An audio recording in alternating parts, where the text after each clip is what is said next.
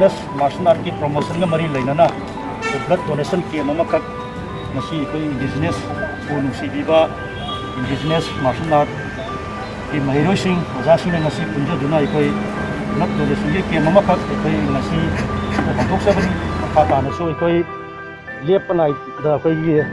paring nai na koi blood donation camp se dum chacha jagi ni koi ki oja sing bi apamba mot koi ki ko convener je koi ko convener de koi ki indigenous koi martial art koi officer team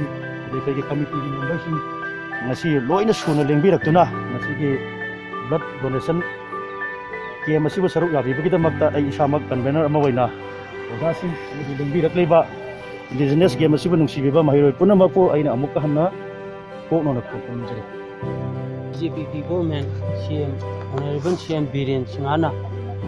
Manipur ki mut ki gadarba bogi Thangta bu na honana martina kuyela lu bu na honana amu hikalanduna bogi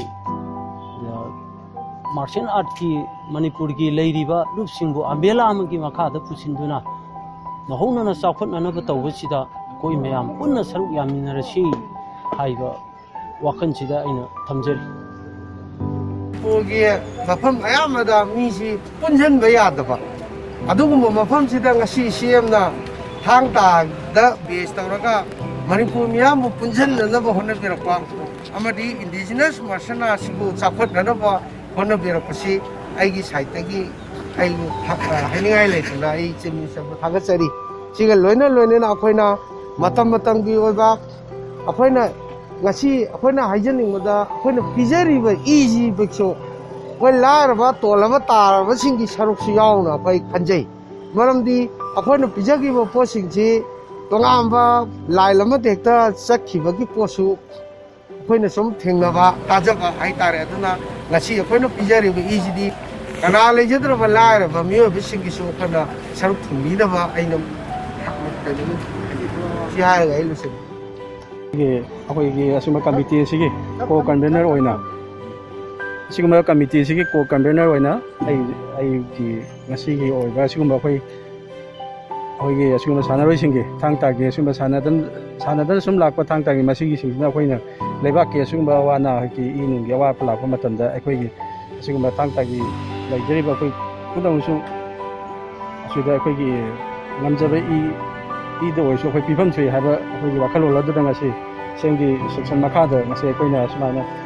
E ꯄꯤꯕ ꯐꯪꯖꯕꯁꯦ ꯑꯩꯈꯣꯏ ꯂꯥꯏꯕꯛ ꯐꯕꯅꯤ ꯍꯥꯏꯅꯕꯁꯦ ꯊꯝꯖꯒꯦ ꯉꯁꯤꯒꯤ Committee for Promotion of Indigenous Martial Arts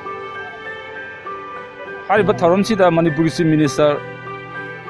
Nongthombam ꯕꯤꯔꯦꯟꯕꯨ ꯑꯍꯥꯟꯕ ꯃꯛꯇꯗ ꯊꯥꯒꯠꯄ ꯐꯣꯡꯗꯣꯛꯆꯔꯤ ꯀꯔꯤ ꯃꯔꯝꯒꯤꯗꯃꯛꯇ ꯊꯥꯒꯠꯄ ꯐꯣꯡꯗꯣꯛꯆꯔꯤꯕꯅꯣ ꯍꯥꯏꯕ ꯃꯇꯝꯗ ꯆꯍꯤ 2002ꯒꯤ ꯃꯃꯥꯡꯗ Manipur haiba lamdam asi Thangta indigenous martial arts na ngaaga lakhrabani suk kuiraba sahi asi nongmuta phawda kanagumba rajniti politician kaya kana haitu singthureba kaya na yokhanna ba haibai wakhalon asi lakhidraba adubu handak inau no sahi ahum makhai mapung phana Manipur da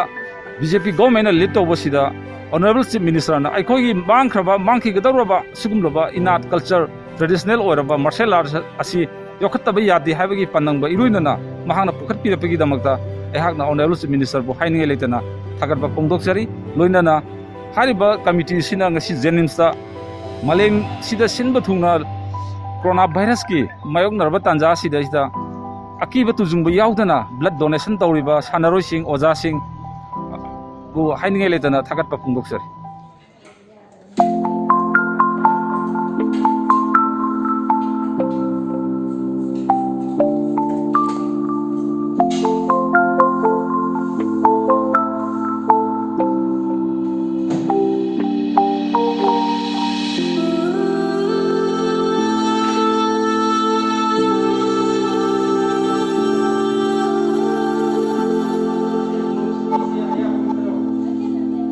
love.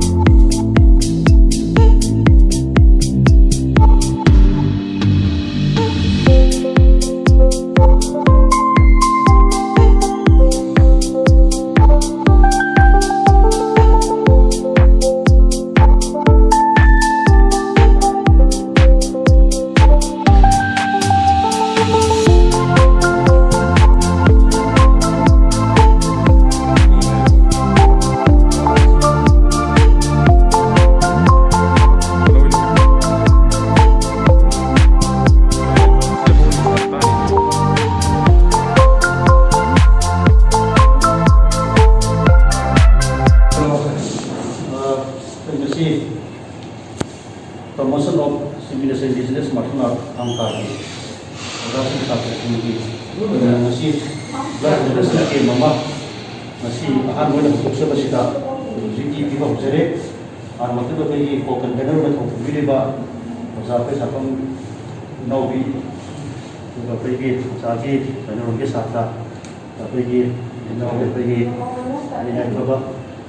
si ko ke ba hujere khata ba kai mai sangar ngasi ahan ke sida kai ni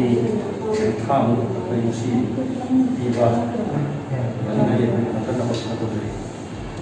Kita saya